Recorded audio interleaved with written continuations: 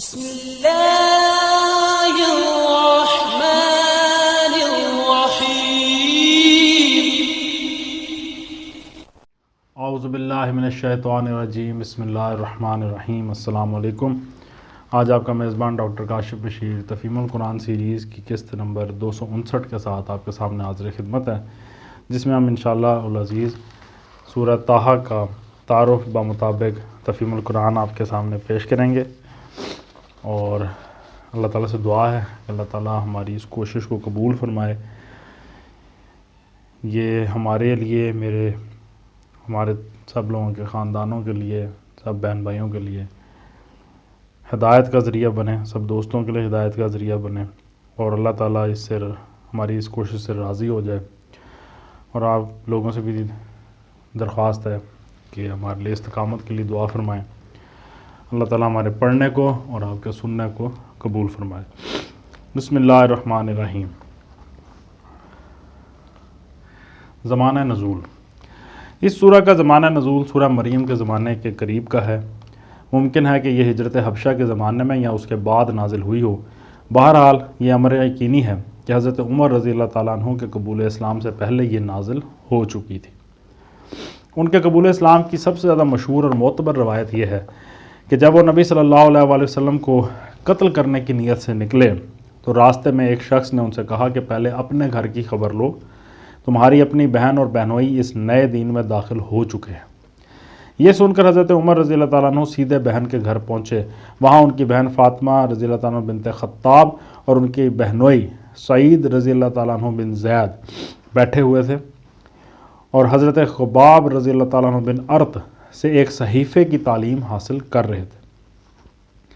حضرت عمر کے آتے ہی ان کی بہن نے صحیفہ فوراً چھپا لیا، مگر حضرت عمر اس کے پڑھنے کی آواز سن چکے تھے۔ انہوں نے پہلے کچھ پوچھ گچھ کی، اس کے بعد بہنوئی پر پل پڑے اور مارنا شروع کر دیا۔ بہن نے بچانا چاہا تو انہیں بھی مارا، یہاں تک کہ ان کا سر پھٹ گیا۔ آخر کار بہن اور بہنوئی دونوں نے کہا کہ ہاں، ہم مسلمان ہو چکے ہیں، تم سے جو کچھ ہو سکے کر لو۔ حضرت عمر اپنی بہن کا خون بہتے دیکھ کر پشیمان ہوئے اور کہنے لگے کہ اچھا، مجھے بھی وہ چیز دکھاؤ جو تم لوگ پڑھ رہے تھے۔ بہن نے پہلے قسم لی کہ وہ اسے پھاڑ نہ دیں گے، پھر کہا کہ تم جب تک غسل نہ کر لو اس پاک صحیفے کو ہاتھ نہیں لگا سکتے۔ حضرت عمر رضی اللہ تعالیٰ عنہ نے غسل کیا اور پھر وہ صحیفہ لے کر پڑھنا شروع کیا۔ اس میں یہی سورہ طٰہٰ لکھی ہوئی تھی۔ پڑھتے پڑھتے یکلخت ان کی زبان سے نکلا، کیا خوب کلام ہے۔ یہ سنتے ہی حضرت خباب بن ارط، جو ان کے آہٹ پاتے ہی چھپ گئے تھے، باہر آ گیا اور کہا کہ باخدا مجھے توقع ہے کہ اللہ تعالیٰ تم سے اپنے نبی کی دعوت پھیلانے میں بڑی خدمت لے گا۔ کل ہی میں نے نبی صلی اللہ علیہ وآلہ وسلم کو یہ فرماتے سنا ہے کہ خدایا ابو الحکم بن ہشام یعنی ابو جہل یا عمر بن خطاب دونوں میں سے کسی کو اسلام کا حامی بنا دے۔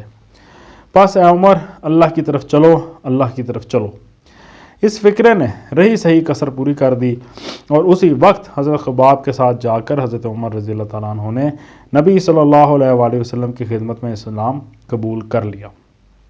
یہ ہجرت حبشہ سے تھوڑی مدت بعد ہی کا قصہ ہے۔ سورہ کا آغاز اس طرح ہوتا ہے کہ اے محمد صلی اللہ علیہ وآلہ وسلم، یہ قرآن تم پر کچھ اس لیے نازل نہیں کیا گیا کہ خواہ مخواہ بیٹھے بٹھائے تم کو ایک مصیبت میں ڈال دیا جائے۔ تم سے یہ مطالبہ نہیں ہے کہ پتھر کی چٹانوں سے دودھ کی نہر نکالو، نہ ماننے والوں کو منوا کر چھوڑو اور ہٹ دھرم لوگوں کے دلوں میں ایمان پیدا کر کے دکھاؤ۔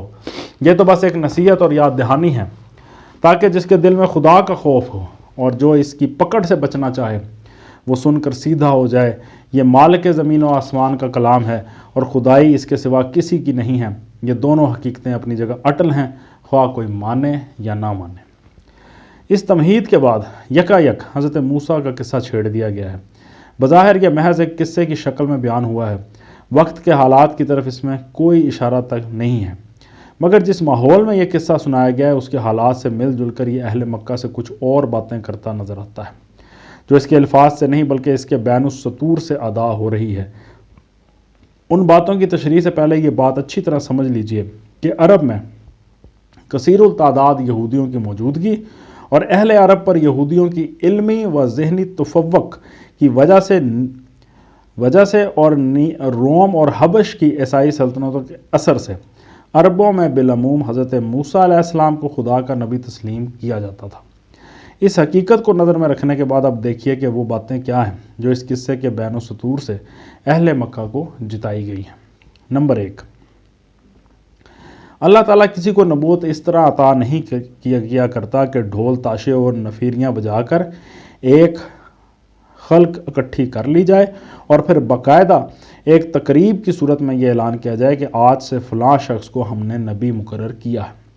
نبوت تو جس کو بھی دی گئی ہے کچھ اسی طرح بصیغہ راز دی گئی ہے جیسے حضرت موسیٰ علیہ السلام کو دی گئی تھی۔ اب تمہیں کیوں اس بات پر اچنبھا ہے کہ محمد صلی اللہ علیہ وآلہ وسلم یکا یک نبی بن کر تمہارے سامنے آ گئے اور اس کا اعلان نہ آسمان سے ہوا نہ زمین پر فرشتوں نے چل پھر کر اس کا ڈھول پیٹا؟ ایسے اعلانات پہلے نبیوں کے تقرر پر بھی کب ہوئے تھے کہ جو آج ایسے ہوتے؟ نمبر 2، جو بات آج محمد صلی اللہ علیہ وآلہ وسلم پیش کر رہے ہیں یعنی توحید اور آخرت، ٹھیک وہی بات منصب نبوت پر مقرر کرتے وقت اللہ تعالیٰ نے موسیٰ علیہ السلام کو سکھائی تھی۔ نمبر 3، پھر جس طرح آج محمد صلی اللہ علیہ وآلہ وسلم کو بغیر کسی سر و سامان اور لاؤ لشکر کے تن تنہا قریش کے مقابلے میں دعوت حق کا علم بردار بنا کر کھڑا کر دیا گیا ہے، ٹھیک اسی طرح موسیٰ علیہ السلام بھی یکا یک اتنے بڑے کام پر معمور کر دیے گئے تھے کہ جا کر فرعون جیسے جبار بادشاہ کو سرکشی سے باز آنے کی تلقین کرے۔ کوئی لشکر ان کے ساتھ بھی نہیں بھیجا گیا تھا۔ اللہ تعالیٰ کے معاملے ایسے ہی عجیب ہیں، وہ مدین سے مصر جانے والے ایک مسافر کو راہ چلتے پکڑ کر بلا لیتا ہے اور کہتا ہے کہ جا اور وقت کے سب سے بڑے جابر حکمران سے ٹکرا جا۔ بہت کیا تو اس کی درخواست پر اس کے بھائی کو مددگار کے طور پر دے دیا۔ کوئی فوج، فرہ اور ہاتھی گھوڑے اس کار عظیم کے لیے اس کو نہیں دیے گئے۔ نمبر 4، جو اعتراضات اور شبہات اور الزامات اور مکر و ظلم کے ہتھ کنڈے اہل مکہ آج محمد صلی اللہ علیہ وآلہ وسلم کے مقابلے میں استعمال کر رہے ہیں، ان سے بڑھ چڑھ کر وہی سب ہتھیار فرعون نے موسیٰ علیہ السلام کے مقابلے میں استعمال کیے تھے۔ پھر دیکھ لو کس طرح وہ اپنی ساری تدبیروں میں ناکام ہوا اور آخرکار کون غالب آ کر رہا، خدا کا بے سر و سامان نبی یا لاؤ لشکر والا فرعون؟ اس سلسلے میں خود مسلمانوں کو بھی ایک غیر ملفوظ تسلی دی گئی ہے کہ اپنی بے سر و سامانی اور کفار قریش کے سر و سامان پر نہ جائیں۔ جس کام کے پیچھے خدا کا ہاتھ ہوتا ہے وہ آخرکار غالب ہی ہو کر رہتا ہے۔ اسی کے ساتھ مسلمانوں کے سامنے ساحران مصر کا نمونہ بھی پیش کیا گیا ہے کہ جب حق ان پر منکشف ہو گیا تو وہ بے دھڑک اس پر ایمان لے آئے، اور پھر فرعون کے انتقام کا خوف انہیں بال برابر بھی ایمان کی راہ سے ہٹا نہ سکا۔